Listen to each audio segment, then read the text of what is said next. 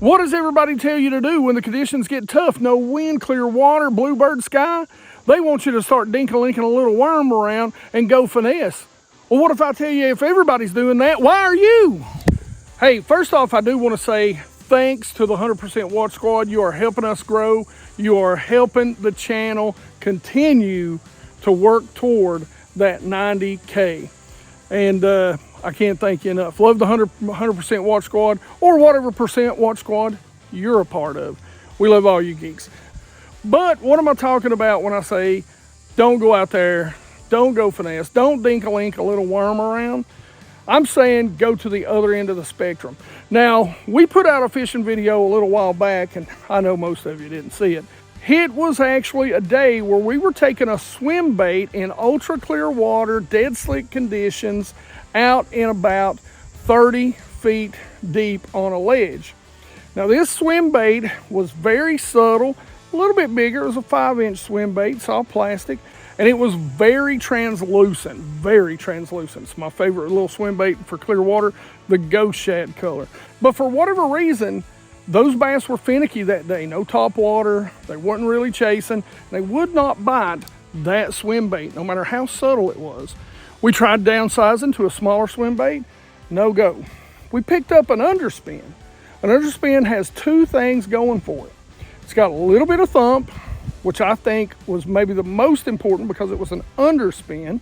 And even though the blade is still below the belly, it's got a little bit of flash, even down maybe that deep. But I think the thump was the most important thing. And that's when we started getting bites. But we're not talking about an underspin today. We're talking about something else. Let me show you. So a few videos back, you've seen me talk about the Magnum chatterbaits, the 1 ounce, the 3/4 ounce, the 1 ounce, all the way up to 2 ounces. Picasso makes a shock blade that goes all the way up to 2 ounces. These things are phenomenal out deep. And why? Because the way I like to rig them is you've got a straight tail, so you've got a subtle tail, and you've got something that's given a lot of vibration. And sometimes, even in this clear water, down in 25, 30 foot of water, even 20 foot of water, that's going to trigger you bites when something like this paddle tail is going to be extremely subtle and get you some of those bites in that clear water, even out there down deep. But sometimes the key about just a little bit of flash and or a little bit of vibration, it acts as a trigger or causes a reaction bite or triggers a reaction bite, because those bass just can't stand that sensory overload. Just that little bit of movement and that little bit of thump. So they're seeing that movement, they're feeling down their lateral line that vibration.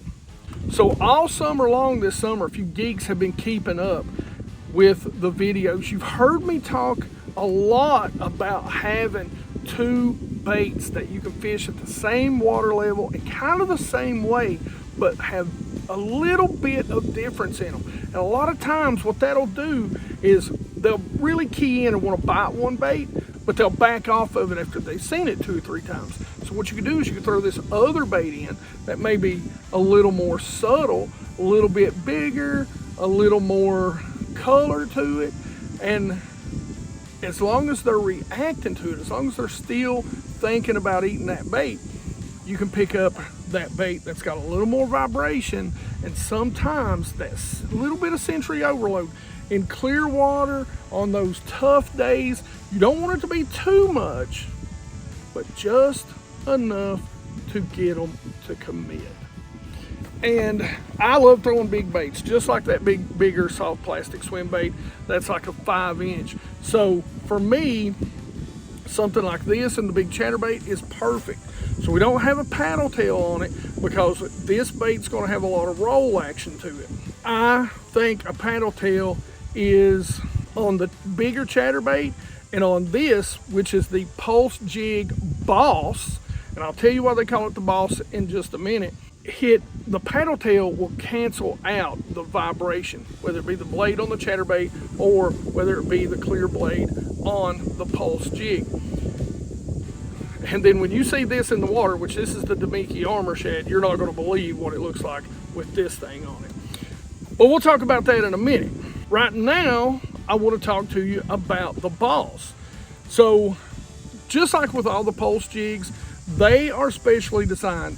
All the other round, standard, do-it-yourself, Scrounger style baits, you cannot burn them. So you can't fish them as fast as you want because they'll blow out and they'll just come back to you doing loops. That's what I love about the Pulse Jig. The Pulse Jig, you can fish it super ultra slow, but the way the head is designed, you can fish it as fast as your reel and you can turn the handle. Now what's great about the Boss is it's made for some of these bigger baits, and I'll show you some of the ones that I like to fish on it in just a minute.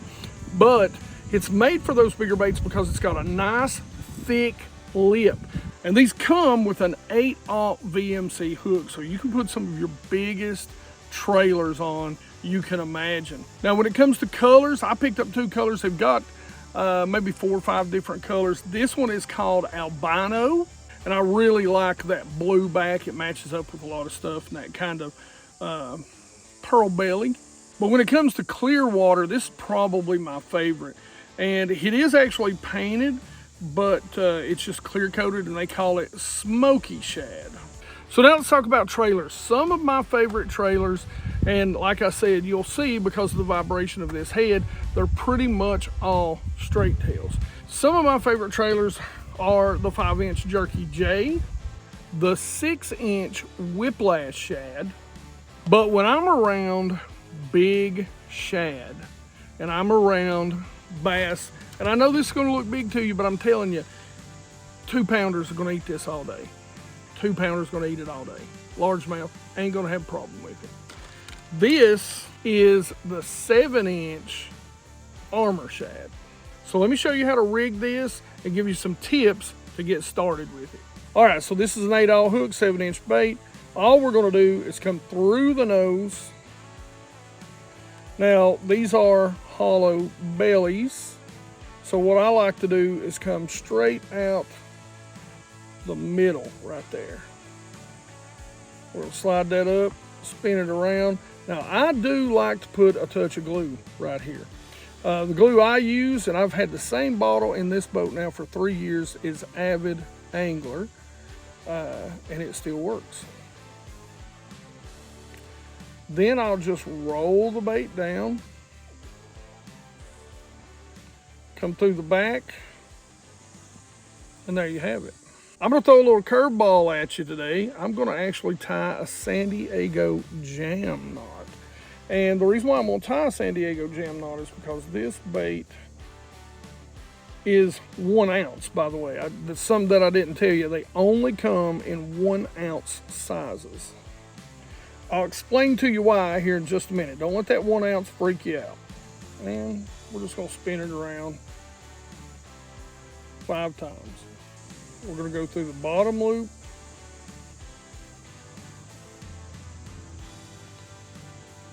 then through that top loop, and we're just going to pull it tight and cinch it down. We'll cut that tag in. Now, even though this is a 1 ounce, let me tell you, like I said earlier, this little head, you can fish it 5 feet deep. If you've got shallow grass, submergent grass, let's say 5 foot down, you can take this and burn it across the top and just make repeated casts to that sort of cover. That's what makes this so great. So don't let that 1 ounce fool you. Now you do have to have a little beefier setup, and this is the Douglas. It is a 7/6. This is their worm and jig rod, and it handles this perfectly. I really love the ERA rods. Love the color. The cork handles are quality. They're really great rods for $100 retail. And not only that, but Douglas gave us a 10% discount for you. So go out there if you want to get some really quality rods. Love the Battleship Gray on them. They're put together extremely well. Go pick them up for a discount. Now, when it comes to the reel, you guys have seen me use the Fitzgerald VLD10 a whole lot. This reel has been great to me.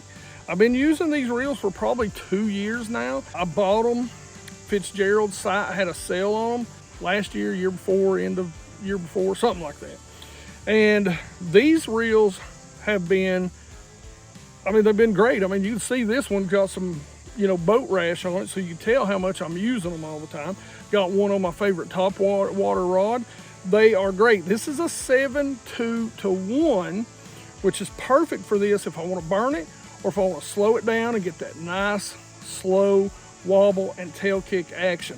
When it comes to line size can do two things. It can control depth for you, but it can also control how much action the bait has. So I always try to get away with the smallest test or diameter that I can get away with, especially fishing, a bigger bait, a bait that's over an ounce.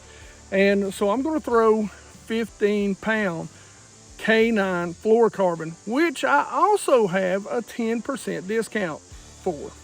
Make sure you go check them out. So fishing this is pretty simple. It's really, you're going to fish it two different ways. You're going to sink it to the bottom. You're going to get it going by giving it either a quick spin of the reel or just a quick pull of the rod tip. Or you're going to fish it up in the water column. You don't have to have forward-facing sonar to do this. You can count it down, let it fall so far, and then just engage the reel and start fishing it. So if they're out there suspended, you can fish it above them, or you can fish it right on the bottom and call them up off of the bottom to come eat this big bait. You can fish it over top of things, grass, wood, brush, which is great for brush, or you can just fish it down a ledge, which it's also great for. It's awesome over top of grass, submergent grass. Now, like I said, this is a big one, so if you're fishing it, you're going to be fishing it for big bass. Every once in a while, I get somebody say something about maybe cover more on the tactics.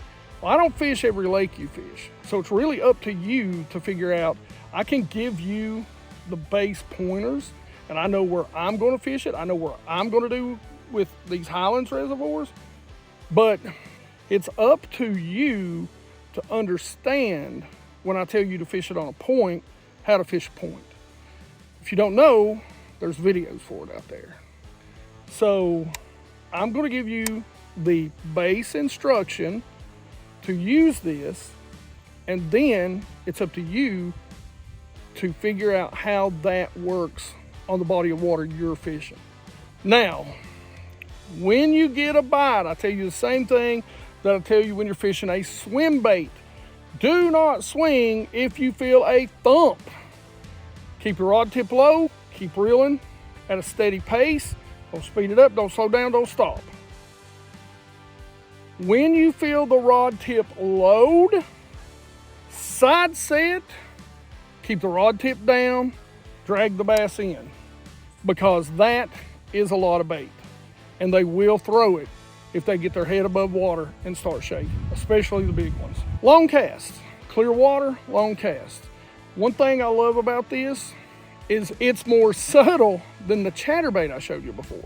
So those two baits make an incredible 1-2 bait combo. This and a swim bait, a 5, 6, 7 inch swim bait makes a great combo because you got a little bit of thump on this, especially if you reel it slow enough that it just is going thump, thump, thump, thump, thump. You wouldn't believe how that just overloads that bass and they're going to eat it. Now, what's great, and the reason why my favorite is the 7-inch Damiki, is because of the secondary action. That tail action has a slither coming through the water. It is incredible on this bait, as it is on that chatterbait. It has an incredible little sneaky snake sort of action coming through them. Like I always say, boat hop that sucker, or, you know, have your net ready if it's a big one, or get down there and thumb it like I did today. Now, if you want to see a bait that literally might be the chatterbait killer, then you need to go check out this jig from Pulse right here. Questions, comments in the comments section below. You geeks know I love to talk fishing with you. So let's talk fishing in the comments. Like it if you like it. Don't forget to subscribe. Make sure you ring that bell so you get the notifications. 100% Watch Squad, man. Share me out. Help me get to 90K. And you geeks rock.